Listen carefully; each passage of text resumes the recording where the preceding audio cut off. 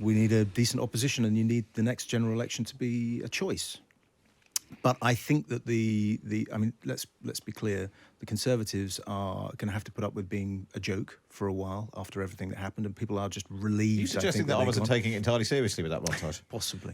But I think the choice that they have to face, and they're deciding the rules this week precisely how they'll do it, are they choosing, Keir Starmer style in 2019, someone that they intend to put up as the candidate at the next election?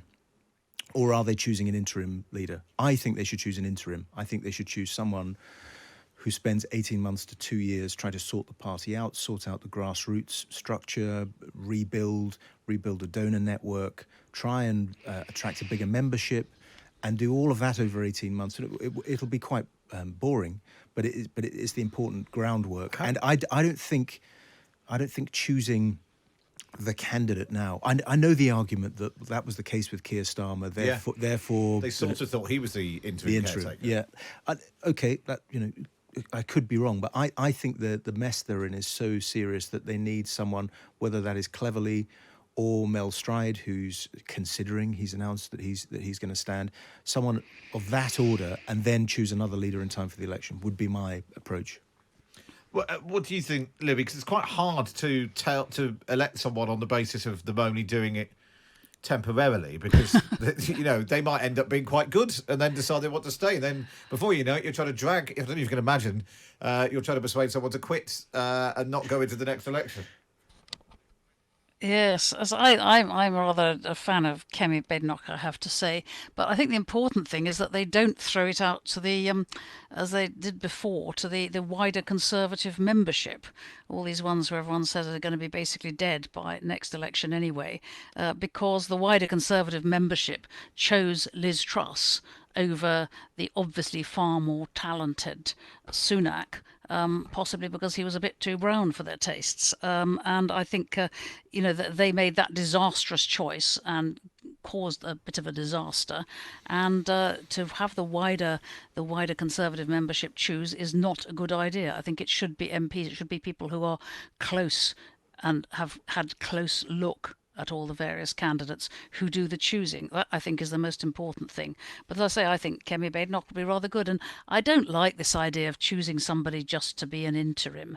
That sounds like all those terrible Radio 4 things, where they get a sort of, rolling temporary presenters on a programme and they all think they might be up for the gig and it turns out it's been promised to someone else all along. No, I don't fancy that.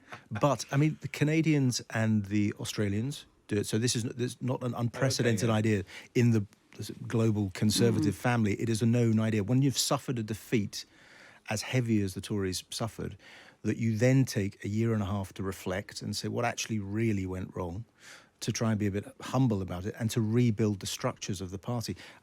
Where I disagree with you, Libby, on the membership, I think the key has got to be to rebuild the membership. A big part of the Tory party's problem is that it doesn't any longer have the activist infrastructure base. So there were horror stories emerging during the election of cabinet ministers campaigning with very few helpers.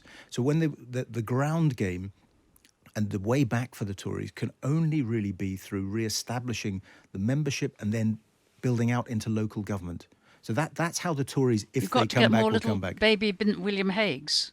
No, I'm not saying that. You've got to get another collection of William Hagues. No, because he was the original young Conservative. Yeah, that's not what I'm saying. I'm saying that the problem with our politics, big problem with our politics, is that it's excessively consumerist. Basically, people think that politics is something that's done to them.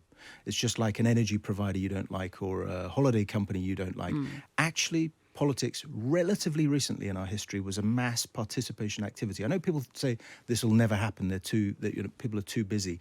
But you have to build back to a situation where the Tory party can again have 250, 300,000 members, can campaign coherently for local government and build back that way.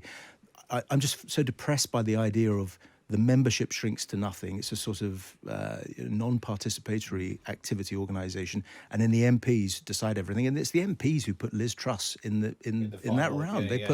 They created that ridiculous situation, which actually And actually, she didn't win by that much. She won because Rishi screwed up that campaign and campaigned very badly. I mean, I didn't know anyone who voted for her with any enthusiasm. It was a reluctant membership that voted for her. Over time that Rishi Sunak probably wasn't that good at politics. So it turned out. As it turned out. Libby, I wonder whether you, because there's clearly the debate over the future direction of the party, whether it's is it a sort of centrist, is it Mel Stride dramatically throwing his hat into the ring this morning to the excitement of everyone who's ever listened to the morning round, because he was on an almost daily basis during the elections, the last man standing for Rishi Sunak. Or does it have to get out of its system? Does it have to do the lurch to the right? Does it have to go for Suella Braverman, do a sort of William Hague and Duncan Smith thing, but or Jeremy Corbyn thing before coming back round to its senses and realising that you win from the centre? I don't know. I think the lurch to the right would just make it seem old and angry and churlish and bigoted, and that is not going to do what Iain rightly says has to be done. Build up a whole new following. You've got to have a sense of ideas and competence and sort of really of having thought things through. And this is why I keep on saying Kemi Badenoch. I do think she has that quality about her. She's somebody. She's a lot of people dislike her from one side or the other, but I think there's that sort of sense of competence there. And the more you lurch to the right, the more you get to the sort of slightly bonkers sort of Suella Braverman ranting, the more alienated people feel in general. We are all tired of conflict and insult and incompetence. And those things, I think, are, the Tories have to start looking competent again, as they used to. I mean, there are loads of people, and including me in the far distant past, who just thought, oh, look, for heaven's sake, at least they'll run things properly, at least they'll run the economy properly, the trains will run on time, they'll organise things properly, rather than be ideologists like Labour. And I think that is more what people want. I think lurching to the right is the worst thing they could possibly do. It's interesting because it does look like Suella Braverman sort of doing the party's work for them, and she's gone so big and early that people are saying that she might not even stay in the party. There was a report over the weekend she might even defect to Reform if she. Yeah, actually, they seem to be going through the lurch to the right stage before they've even set the rules of the contest. Yeah, I think that's quite healthy actually in a way. What's happening with Suella Braverman? She's clearly not going to win, and even someone as close to her as Robert Jenrick is now, apart from her, and running in on his own on his his own basis. I suspect they're not going to listen to me. They're not going to announce that it's an interim candidate. That's my personal view of it. And in those circumstances, where they are choosing a full proper leader, then I think Libby's right. I mean, Kemi really has something. She has potential political magic. It could be, though, that you could see James Cleverly emerge, not necessarily as an interim leader, but nudge, nudge, wink, wink, do it for 2 years and then see what happens, and then build a strong shadow cabinet with Kemi Badenoch playing a leading role. Actually, because they don't have the numbers, they're going to have to make an impact through force of personality and policy, political acumen and all that, with a small, pushy shadow cabinet.